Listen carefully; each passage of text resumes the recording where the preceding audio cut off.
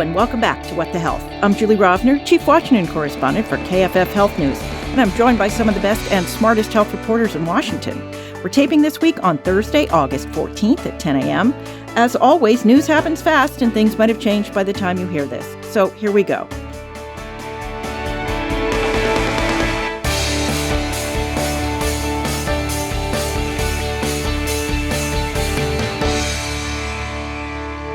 Today, we are joined via video conference by Sarah Karlin-Smith of The Pink Sheet. Good morning, everybody. Shefali Luthra of The 19th. Hello. And Miranda Ollstein of Politico. Hi. Later in this episode, we'll have my interview with Carroll, President and CEO of AcademyHealth. He'll talk about how the public has lost trust in public health and how public health might win it back again. But first, this week's news. I want to start this week with a story that maybe hasn't gotten as much attention as I think it should. Last week, President Trump issued yet another executive order, this one called Improving Oversight of Federal Grant Making. It really should be called Implementing Political Oversight of Federal Grant Making because that's what it does.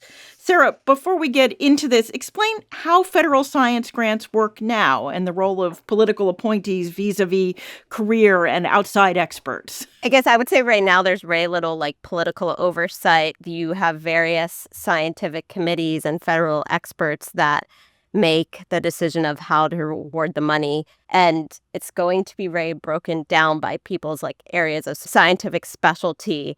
And this order is really trying to put it more in the hands of political people that have a lot less scientific knowledge. That's a polite way to put it. And I think the reason why maybe it hasn't gotten attention is this is sort of a extension of a lot of stuff they have tried to do throughout the administration, but they've either gotten pushback from universities or other parties or through the courts. And part of what seems to be going on here is they maybe have learned some lessons about their legal failures, and they are trying to see if they can kind of adjust their strategy to maybe make it more foolproof. But there's a lot of tension between how Congress has directed this federal funding to be spent and what the administration can really do to change the process around it. Yeah, I feel like until now, this has been very much Congress setting the parameters and career people and outside experts making the judgments about what kind of science should be funded, right? Am I missing something here? I don't think you are. Well, I guess one thing that strikes me about this is I think that the U.S. scientific infrastructure and NIH in general has not been political in the way I think other parts of our health system or public health system in particular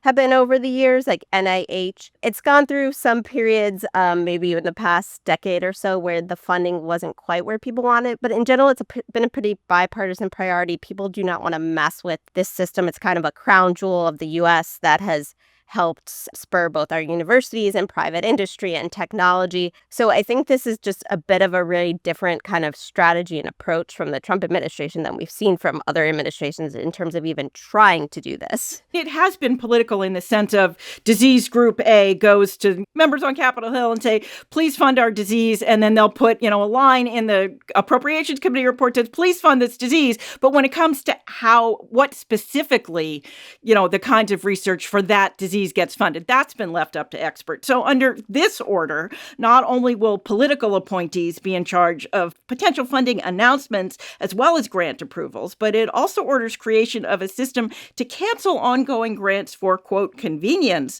meaning apparently any reason that the administration might want to invoke. That's something, as Sarah points out, that this administration has been doing since January, although various courts have pointed out kind of repeatedly that that's not legal.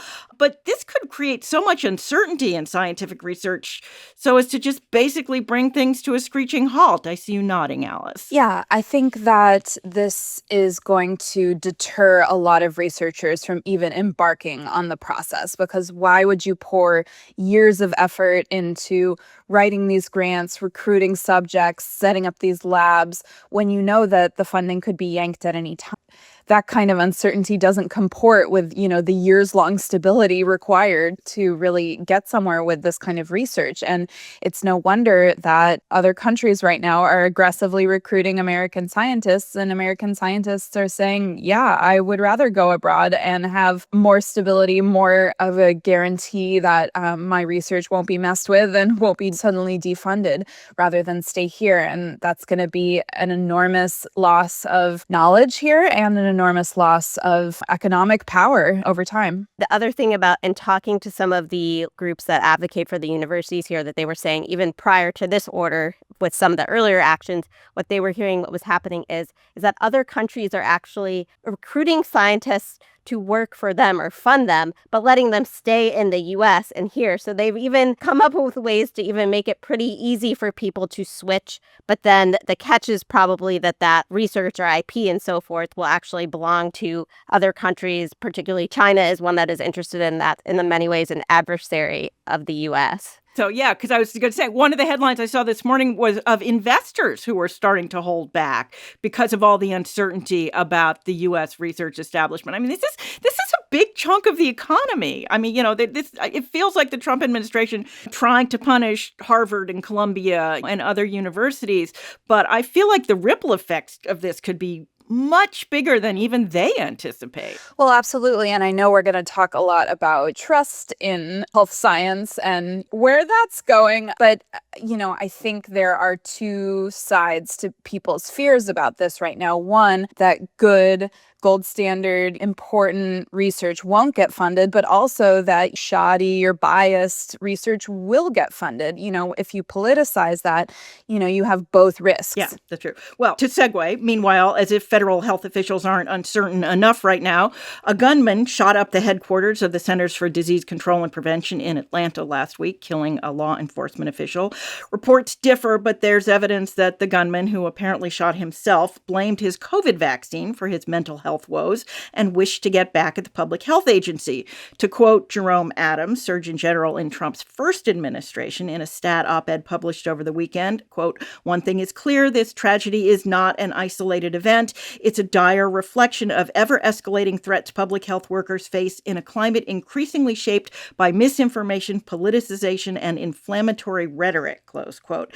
And it's not just the shooting itself. Apparently, the way higher HHS officials have tried to calm the nerves of CDC staff hasn't really worked very well from what we're hearing. I mean, I think there's a lot of CDC staff and people in the public health space blame the leadership of this current HHS for stoking these fears and the rhetoric that they were using for a number of years prior to coming into office for kind of creating a situation where this happened. And not only have they not really wanted to take that on head on and talk about it or take any responsibility for it, they've sort of fueled the flames with comments HHS Secretary Robert F. Kennedy has made since the incident on news outlets, continuing to kind of double down on the language that suggested. And of course, in the past few weeks, they've made other decisions that have, I think, to people who have questioned vaccines and some of the technology that this person might have been upset about, sort of seem to back up their concerns, unfortunately, like unscientifically, like pulling back on mRNA vaccine research funding. I think there's another point that you made, Julie, that's really important, which is looking at this in the broader context, even of the past 5 years. And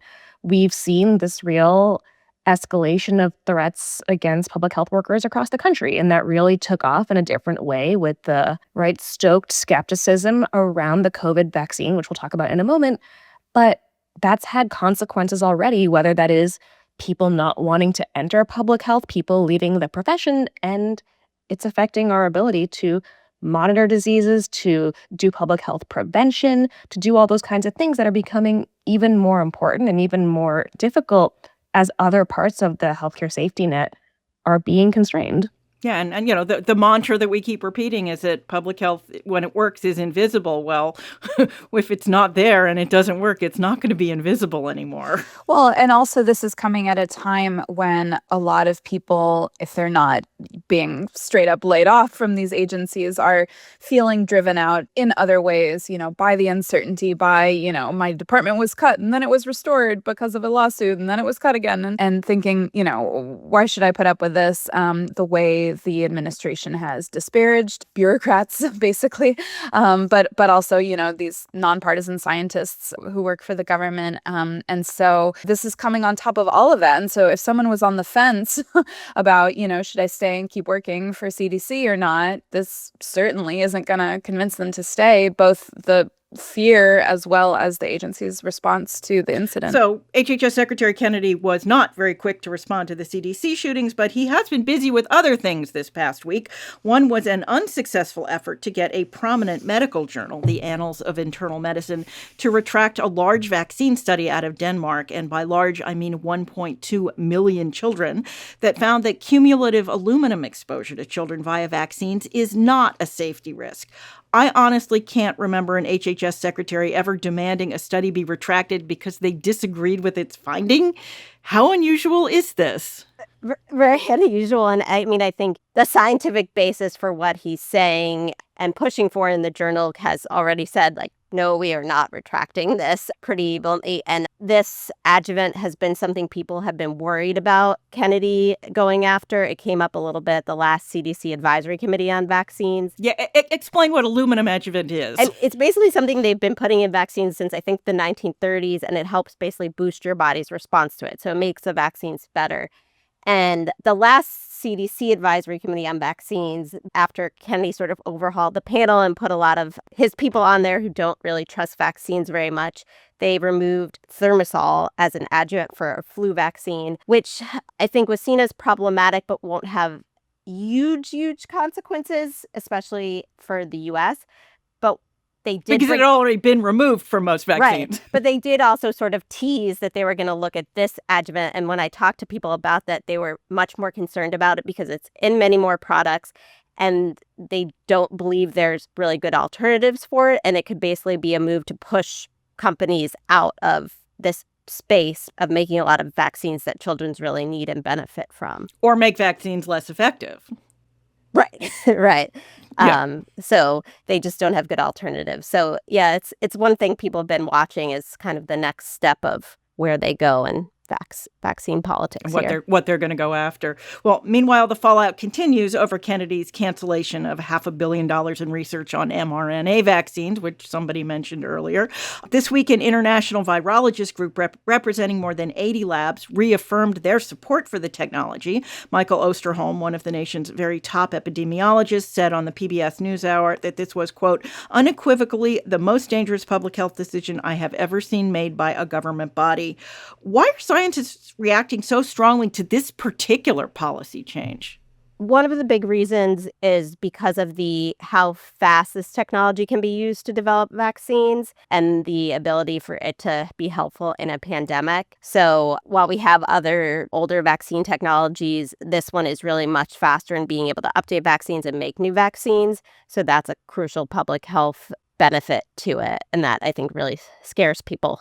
Yeah, I know that the flu vaccine is still made using chicken eggs, right? Right, you have to grow on an egg. So, right, if you think about potential of flu pandemics, bird flu comes up, that's one place where, having the new mRNA technology would be really valuable. It's also being studied for all different types of diseases outside of it, the infectious disease space and cancer. People are really excited about that, too. At this point, doesn't seem like the administration is as interested in cutting off that sort of funding. Yeah, well, we will have to see. Well, meanwhile, over at the FDA, we note the return of Vinay Prasad as head of the Center for Biologics. Sarah, didn't he quit just 2 weeks ago? What is going on over there? Strange times. Yeah, I think he was gone for it might have been about 10 days. I don't even think it was 2 weeks. He was kind of forced out. He drew attention from some right-wing allies of Trump, particularly Laura Loomer, after he halted the shipping of a gene therapy product after some safety events, some deaths. And that caused a lot of right-wing people that hadn't really maybe paid much attention to the FDA or Prasad to look into his history. They pulled up some of his past, which was he was fairly democratic and aligned with more of the left wing prior to maybe the COVID pandemic. He had really strongly criticized Trump and he's quite a character in his colorful statement. So he had talked about having a voodoo doll of Trump. And I think if you know Trump, that's not the kind of thing he's probably going to personally stand for. So it seems as if the White House pushed him out, but Martin McCary, the head of the FDA, and even HHS Secretary Kennedy seemed to eventually sort of convince the White House to let him back, and here he is. The question, I think, in a lot of people's minds is like, does he have to modify sort of his decision-making or regulatory philosophy now that he's brought back, whether it's to sort of appeal to these right-wingers who basically have heralded Trump as this sort of head of a right to try movement and this idea that there should be a more libertarian attitude toward regulation of medicine and people should basically have more options to try things. Yeah, it goes back to sort of the whole right to try thing and this drug for muscular dystrophy, right? Isn't that sort of what prompted the big kerfuffle? Right. So, and this Duchenne muscular dystrophy treatment has a really sort of long, complicated, controversial track record because Peter Marks, who used to have Vinnie Prasad's job before him, actually overruled a lot of his scientific reviewers in approving the product. And Prasad had a long history of criticizing Marks for doing that. And then right over the past few months, it came out there had been some deaths in the space, mostly in non-ambulatory people. So this is a very devastating muscle wasting disease. And eventually, most people end up wheelchair bound. And what ended up happening right before Prasad left is they agreed to let the drug back on the market for people that are still ambulatory, where they think the safety risk is less. And it's still right now off the market for those. But yeah, it's sort of ironic because Prasad, while he's sort of repeated a lot of the anti-vaccine rhetoric of Kennedy and McCary, particularly when it comes to COVID vaccines, his philosophy and what he was known for prior to coming to the FDA was actually having kind of stricter standards for approval than Medi and FDA maybe had, or he would argue. And that doesn't really align with the Trump philosophy or this libertarian right-wing philosophy around this idea of right to try and people should have access to things if they're willing to take the risk. So that's where I think we're watching moving forward, because actually outside of the COVID vaccine space where he was sort of heavy-handed, he also made a number of decisions around gene therapies besides this one in his first short stint at the FDA that did seem, again, a little bit more anti that right to try philosophy. Yeah, well, we'll definitely be watching that one closely. All right, moving on. We are seeing still more fallout of the big budget bill that passed earlier this summer. In rural New Hampshire, a community health center is closing at the end of October, citing Medicaid cuts, among other things. The Washington Post has a story this week about how the Medicaid reductions could lead to a decrease in services and an increase in wait times for things like counseling and speech therapy provided at schools for children with disabilities. I know Republicans were counting on these cuts not really having much of an impact prior to next year's midterms. And they keep swearing that services won't be cut except for people who are undocumented or who refuse to work. But that's not how this is all playing out, right? There's just no way that is how it can play out. And I think what we're seeing in real time is how sprawling Medicaid is. It touches so many corners of so many people's lives. There's a reason it became this really sacred cow component of things you can and can't touch. And I think one thing that will be really interesting is just, again, as we think about something like community health centers, which Republicans also often tout as this really great model. They talk about that for family planning, especially, you can go there. You don't need your Planned Parenthood, for instance. And what does happen when all of these places that so many people rely on are gone? And I think one thing that you pointed out, Julie, that's also so important is that many cuts may not be taking effect right away, but institutions have to make plans now. They are anticipating that money isn't coming back. And even if we don't see some of the formal cuts, having their start date until later on, it's just not possible, I think, to imagine that we won't see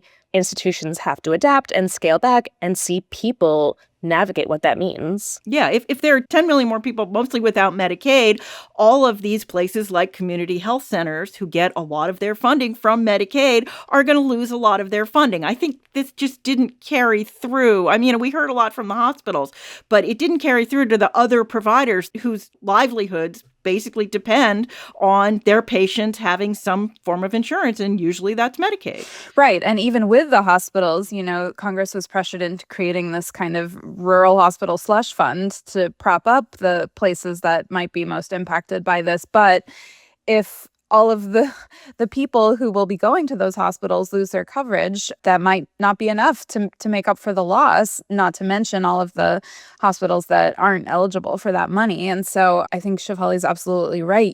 The lesson in 2017 that Medicaid is not just the poor people program was not learned. It didn't stick. And now you're seeing people relearning that, oh, this impacts seniors in nursing homes. Oh, this impacts, kids getting special services in schools. Oh, this impacts all of these groups that aren't the working poor. Yeah, I think we're going to continue to see this sort of spool out as we go. Well, finally this week, a priority for the Trump administration that's shared by most of the public, cutting down on so-called ultra-processed food. The CDC reported last week that Americans are eating fewer of their calories via ultra-processed food, but it is still more than half of the calories consumed. And pushing for at least a partial solution is not the current FDA commissioner, but a former one, David Kessler, who served under Presidents George H.W. Bush and Clinton and has campaigned against processed food for pretty much as long as I can remember. While Trump administration officials have been urging food companies to do things voluntarily, Kessler this week filed a petition arguing that the FDA has the authority to declare certain ingredients used in ultra-processed food as not, quote, generally recognized as safe. Making food companies prove these processed ingredients actually are safe could be a real tool in the fight against these foods, right? I mean, Sarah, this whole generally recognized as safe has been one of the big FDA loopholes over the years. Right. So basically, since the 1990s, due in some degree to probably staffing shortages and so forth, FDA has kind of allowed companies to self-certify that a lot of these ingredients are considered generally recognized as safe. And I think now there's sort of some sense that maybe that wasn't scientifically and health the best idea. So Kessler's basically saying you should give companies some cushion, maybe like 12 months or so, and say, look, you either need to pull these ingredients out of your food or really truly prove to us, like with the science, that these are safe. And he's kind of calling Kennedy's bluff a little bit and basically being like, look, you keep talking about this. You're really furious about the ultra-processed food. Look, I found your regulatory hook, your legal way to do it. Now go do it. And I think the food industry, like many other big industries in the U.S., are pretty powerful. As you said, given the amount of food we consume with these ingredients, it would be probably quite difficult to make these changes in a year or so forth. But, Kessler's pretty smart. He was the person that really led the regulation of tobacco at FDA. And so I think he's basically trying to say, look, here's a strategy. Now go do it and see if they'll really follow through on anything. Yeah, I was absolutely fascinated by this in terms of sort of calling the bluff, because that's what you were saying. On the one hand, they've talked a big game on something that, unlike the Medicaid cuts, is popular with the public. On the other hand, they seem very loath to, require the food industry to do anything. Right. I mean, their main food achievement so far is getting commitments on certain food dyes, which for the most part actually aren't that used anymore. And I think even the safety concern around them is generally seen as pretty low. Now, they're not really adding anything to your food other than color. So there's an argument that even if there's just even some slight hypothesis that there's a danger, you should get them out. But the theme, and we talked a lot about this a little bit of last week in the podcast, is, they're talking a lot more than they're actually making achievement so far in the public health space. I guess you can sum this up in, it's less what color are your Fruit Loops than should you be eating Fruit Loops at all, or should you be feeding them to your children? That's perfect. Yeah. All right. Well, I'll be fascinated to see if they actually follow up on this. All right. That is this week's news. Now we'll play my interview with Academy Health President and CEO Aaron Carroll, and then we'll come back and do our extra credits.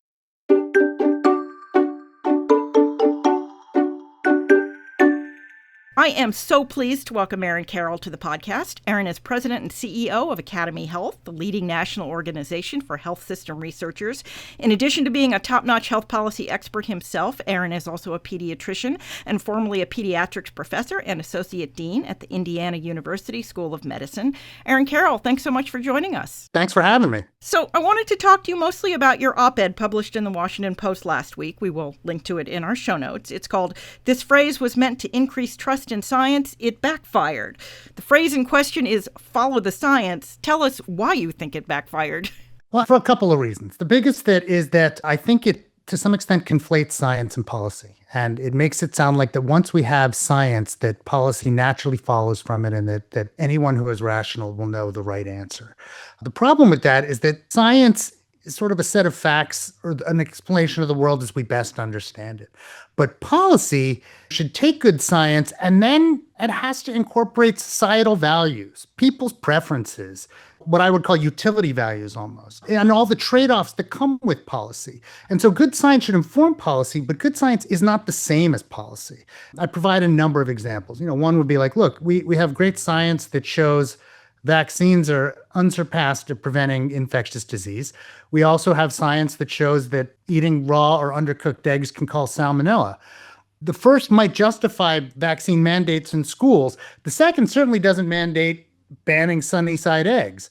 Just because something is true, you have to think about their differences when you come into policy. And too often, we use that phrase almost as a cudgel to say, we have science, therefore this is the only policy that makes sense. And if you disagree, then you're not following science. That's just not the case. And that's pretty much what happened during the pandemic, wasn't it? Yeah, I mean, there were so many times where we were making a best guess because you have science, but the science isn't terribly great and it's not really up to date. So you have to make policy decisions from that. But different people are going to make different policies, and different groups, depending upon where they're focusing, might make different policies. And that is okay. But we sort of fell into a trap where there could only be one voice, one truth. It really brooked no dissent, and it had to be sort of put out nationwide. And when there was pushback that the policy decisions didn't necessarily follow from the science, everyone didn't always react to that as well as they should have. And now it's being hung around people's necks, whichever side they were on. Yeah. Even if the science has changed since then. Yeah. I mean, I helped to run Indiana University's pandemic response, and we used to do at least a weekly webinar where we would answer questions. And all the time I would say things like, this is the best answer we have right now. That's why we're going with this. And let me explain to you why. And these are the trade-offs. We're trying to do the best by everyone. These are the pros. These are the cons. Let's talk it out. And if the data change in the future, we'll change the policy. We're doing the best we can. But that kind of nuance, that kind of long-form answer was too often not acceptable or not possible during the pandemic because we wanted things to be reduced to sound bites. We wanted things reduced to easy algorithms. We wanted everyone to sort of do whatever our chosen sort of arbiter of truth said. And if people disagreed, we really accused them of disagreeing with science. And there's a real difference between science and policy. So how do we start to win back that trust? I think a couple of ways. One is I think we have to start listening as well as we do speaking. I think too few of us actually are willing to spend time talking with people who truly disagree with us. And that's going to limit our ability to enact good policy. I like to point to the fact that there are change management experts who will argue that there are 3 reasons people resist change. They don't understand it, they don't like it, or they don't like you, which is really about trust. But we treat too many things as if they only fall into that first bucket. It's a knowledge dissemination problem. And if we just speak out facts louder and louder and more stridently, then everyone will come and listen to us. So if we just keep broadcasting facts over social media, then everyone's going to agree with us. It completely ignores that there's a section of people who are completely rational but don't like the change because of trade-offs. I hated wearing a mask. It fogged up my glasses completely. I would do it, but I hated it. And every time someone lectured me on how easy it was and I should just get over it, I got angry. We got to be better about understanding there are trade-offs in policy, and we have to address those trade-offs. And of course, there's that huge third bucket of people that don't trust us. That's only going to come from slow, honest conversation with people who disagree with us. And we don't want to do that either. We want to shout at people over social media. We want to push people away who don't agree with us. We want to belittle them. That's a problem. In the op-ed, I talked about, as a pediatrician, I've been dealing with parents that don't want to do what I tell them is best for decades. I don't slap them. You have to build trust. You have to listen to them empathetically. You have to discuss the reasons why you might want to do something or not do something. And you have to build those kinds of relationships over time. It's slow. It can be tedious, but that's how you get people to change their mind, not by just shouting or belittling them. And we do that too often. One thing I've noticed over almost 40 years of doing this is that some of the best explainers of policy have been pediatricians. C. Everett Koop, David Kessler, Bill Roper, all pediatricians of one sort or another. What is it that they teach you that lets you communicate so well? I trained in Seattle. People were refusing vaccines back in the 90s, and they weren't the same people who are refusing vaccines today. You had to learn to deal with that. I would make recommendations about how to, sleep, how to eat, how to, control tantrums, how to do behavior change, how to, parent. And I'm competing with grandma, and I'm competing with other relatives who have very wildly different opinions about how things should be done. And you have to learn how to deal with that, with people who just don't agree with you right away and who aren't swayed by data and evidence, but by trust. And people get more riled up about when they're pregnant, and I think when they have small children, than almost any other time in their lives, about they can't make a mistake, they got to do the right thing, and they got to balance competing voices who are telling them very different information. Maybe we're just better used to it or trained to it, but like a lot of this stuff that we're arguing about now, a lot of pediatricians have been dealing with for a long time. So this administration, obviously, for anybody who's listened to the podcast for more than 5 minutes knows, is not really helping matters right now, are they? I mean, we're not doing a lot of really good communication and a lot of really good listening. I think we're seeing a lot of top-down decisions that are not perhaps based on the best data and evidence, or not as justified as well as you might want to expect, and who are dismantling or removing many of the tools that we use to produce the data and evidence that can produce sound policy. No one would argue, I think, that the NIH couldn't have reform. No one could argue that the USPSTF is perfect and never needs to be touched. ACIP could be refined. I think there were decisions made about COVID vaccines and boosters that produced hearty debate years ago. And, lots of decisions and ways that some of these organizations work could be refined. But we don't want to throw out the baby with the bathwater. A lot of the infrastructure that we have in place is to make sure that things are nonpartisan, that we're relying on the best evidence, that we're doing the best job that we can to make sure that these things are not biased or partisan in any way. And a lot of the steps I think that are being taken to wipe away a lot of this infrastructure are not going to reinforce trust. The answer isn't to shut down discussion, which is happening too often around the country. It's to move and lean into open dialogue. We have a meeting coming up in the next few months, Health Data Palooza, which really brings together lots of people from the current administration who should be there, plus lots of people from industry, plus researchers, plus health systems and those who provide the care, coming together and having like an open dialogue, open discussion, learning to listen to each other and learning to realize we're all really human beings and we need to be able to learn both ways is how we move forward. And unfortunately, we're moving in a direction that tries to shut down that kind of debate and just shouting that the other side is wrong. I know Academy Health has been pretty outspoken about the disappearing databases at HHS in particular. I mean, what could that mean for public health? And I mean, it's not just databases that are being taken down, but there's a concern about data being put up that's not necessarily trustworthy. I mean, again, we can't improve what we can't measure. And we can't make change if we don't know where we're starting from or where we need to go.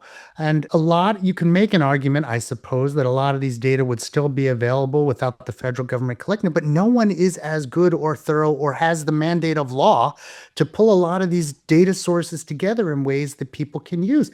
And these aren't just like esoteric research things. Some of these are like how public health officials monitor the health of their citizens. Some of these are about what clinicians might want to know to talk to their patients about what's going on in their area, or what trends are in certain diseases, or how things work. People, clinicians, patients need these data.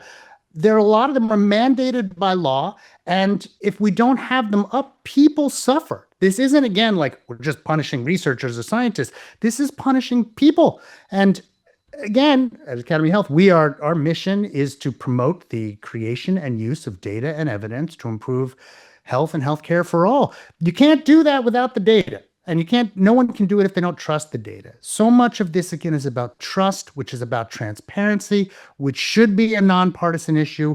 We advocated for this same kind of thing under the Biden administration when they tried to restrict Medicare data and how researchers could get and use it. And we were out in front saying that's not okay. People need access to this data, and that the same thing is true under the Trump administration. We want more people to have more access to the best and most trustworthy data always. Well, thank you for fighting the fight for good science and good policy. Aaron Carroll, thanks a lot. Thank you.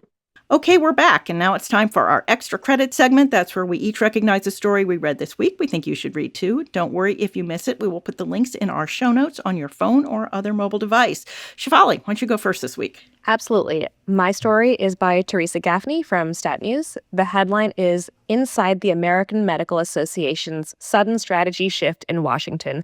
I picked this because I knew Julie and I would both get a real kick. There's just a lot of fun in following the political trajectory of the AMA, which, as we know, began as this more conservative political organization, has undergone this transformation in more recent years, becoming more interested in causes sometimes aligned with, more of the political left, whether that is expanding access to healthcare, whether that is opposing abortion restrictions, and then had really gone quiet when we saw this big attack on a lot of medical institutions from the new administration. And this story looks at how that is starting to shift, and the AMA is now trying to actually act in response to all of the things that have been happening to scientists and healthcare providers, and where that is coming from within the medical community and what it could mean.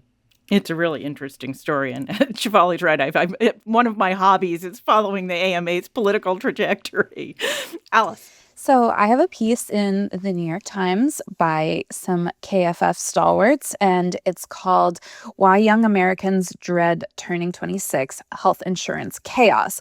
So it sets up that if Congress doesn't renew the ACA subsidies that are expiring later this year, people are going to face an even worse cliff when they turn 26 and they have to start buying their own insurance. But the article talks about all of the ways that cliff is already worse now before that even happens, largely because there's just less regulation of plans. And so people are buying crappier plans that don't adequately cover them when they actually need them and get sick. And the process, because the navigators have been defunded and there just isn't a lot of outreach and promotion going on under the Trump administration.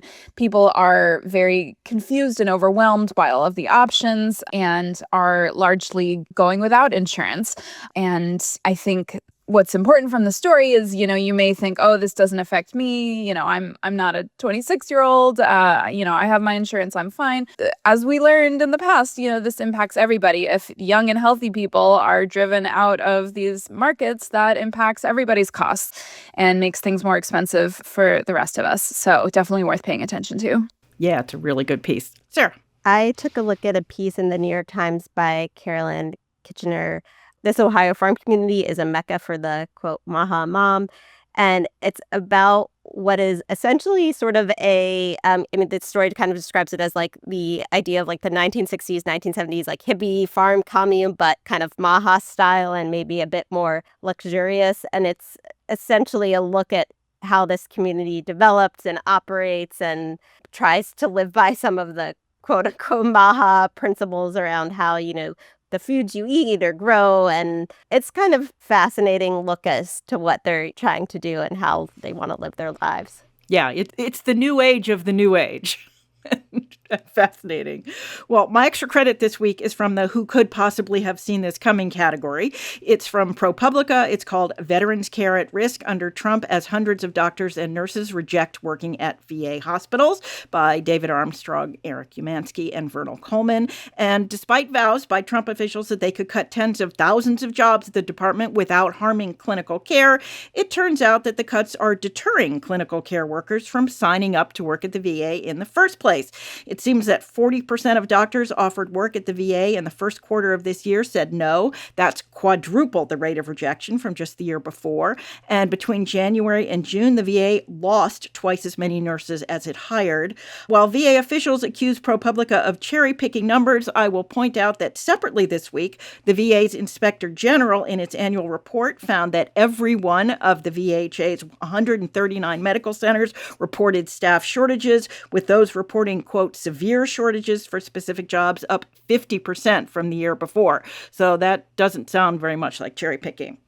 Okay, that is this week's show. Thanks, as always, to our editor, Emery Huneman, and our fill-in editor today, Stephanie Stapleton, and our producer-engineer, Francis Ying.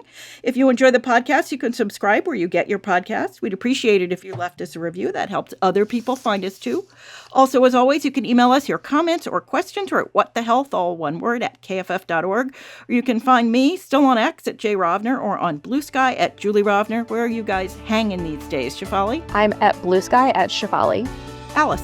On Blue Sky at Alice Miranda and still on X at Alice Ollstein. Sarah. Blue Sky, X, LinkedIn, Sarah Karlin or Sarah Karlin-Smith. We're going to take a little bit of a summer break for the rest of the month. Next week, we'll have a special episode on the 60th anniversary of Medicare and Medicaid.